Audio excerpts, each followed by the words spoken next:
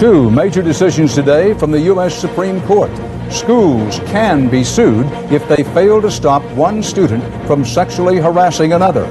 And police can no longer take the media into a person's home to witness a search or arrest without the person's permission. Plus, secrets on how to live longer. This man is in his 90s and still has plenty of fight. This is the CBS Evening News. With Dan Rather reporting from CBS News headquarters in New York. Good evening. The U.S. Supreme Court redrew the lines today of unacceptable and unlawful conduct in public schools nationwide and sharpened the lines of responsibility for it. The Supreme Court said school districts may be sued for sexual harassment by students against students. CBS's Jim Stewart has more about this important ruling and its impact. In a decision that will be felt on every playground and campus of the country, the Supreme Court narrowly ruled today that educators who fail to stop one student from sexually harassing another can be sued and held financially liable.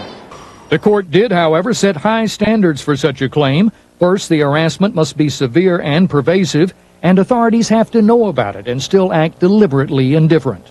But even that wasn't enough for Justice Anthony Kennedy, who dissented and wrote, "We can be assured now that like suits will follow, suits which will impose serious financial burdens on schools." The case in question was brought by the family of LaShonda Davis while she was a fifth grader in this Forsyth, Georgia school. LaShonda's mother said a classmate repeatedly groped her daughter and the school ignored their complaints. The first day she got home from school, she said, "Guess what, Mama?" She said, "He did it again today." And I said, "Well, did you tell the teacher?" She said, "Yes, ma'am." Mrs. Davis sued, and the facts in her case proved easy to document. But school board officials warned today that drawing the line between children's playground taunts and illegal harassment in other cases won't be so easy. It's still difficult to define sexual harassment, and we don't have a clear definition of sexual harassment from the Supreme Court or really any other court. And there's another problem this decision doesn't address. Just how far up the chain do you have to complain? Is it enough to tell a teacher, or do you have to go all the way to the Board of Education? A case asking that very question is already on its way here. Jim Stewart, CBS News, the Supreme Court. There was another major Supreme Court ruling today, this one unanimous, and it will change the way the police and the press do business. CBS's Sandra Hughes reports on a decision that's designed to give new protection to the right of privacy.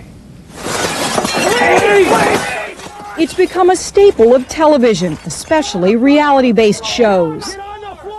But today, the Supreme Court ruled that when media ride along with police and enter a home without permission, the reality is an invasion of privacy.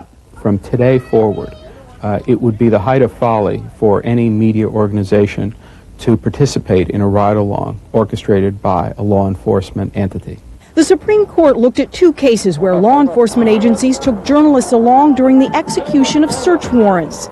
Media lawyers had argued that reporters provide a public service by documenting police work. Try telling that to the parents of Michael Merrick, who died of a heroin overdose. They saw his body on the reality show LAPD Life on the Beat, even though they asked that the segment not be aired. They've been hoping for today's decision. We've been working for that, as a lot of people have, hoping that the Supreme